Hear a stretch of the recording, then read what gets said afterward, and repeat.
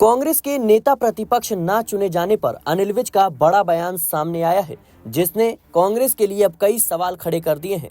हरियाणा के कैबिनेट मंत्री अनिल विज ने कहा कि बजट सत्र शुरू होने वाला है, लेकिन विपक्ष अभी तक अपना नेता नहीं चुन पाया है।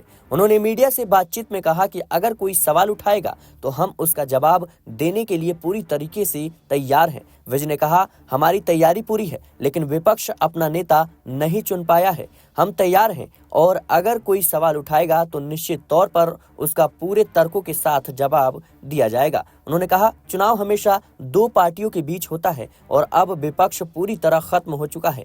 हमारे समर्थकों ने वोट डाले, लेकिन विपक्ष के लोग वोट देने नहीं आए। यही वजह है कि वोटिंग परसेंटेज कम हुआ। अनिल विज का यह बयान ऐसे समय पर आया है जब कांग्रेस पार्टी में ही गुटबाजी का दौर देखने को मिल रहा है। नेता प्रतिपक्ष अभी तक नहीं चुन पाई है कांग्रेस पार्टी। ऐसे में अनिल विज कांग्रेस पर हमलावर नजर आ रही हैं। अनिल विज हाल ही में जिस तरीके से बयानबाजी कर रहे थे, ऐसा लग रहा था कि वो भारतीय जनता पार्टी के खिलाफ बगावत करने वाले हैं, भारतीय जनता पार्टी की सरकार गिरा देंगे, क्योंकि अनिल विज अपने ही मुख्यमंत्री पर गंभीर आरोप लगा रहे थे। इतना ही नहीं, उन्होंने यहाँ तक कह डाला कि जब से नायब सिंह सैनी मुख्यमंत्री बने हैं तब से उड़न खटोले पर घूम रहे हैं। इतना ही नहीं, उन्होंने आगे कहा कि मुझे चुनाव हरवाने के लिए मेरे अपनों ने साजिश रची और मुझे कहीं ना कहीं हरवाने की कोशिश की। अनिल विज के इन बयानों के बाद Bharatiya Janata party action mode में आ गई। उन्हें कारण बताओ नोटिस थमा दिया गया, जिसके बाद अनिल विज नरम पड़ते हुए नजर आए। निकाय चुनाव आता है, फिर भारतीय जनता पार्टी में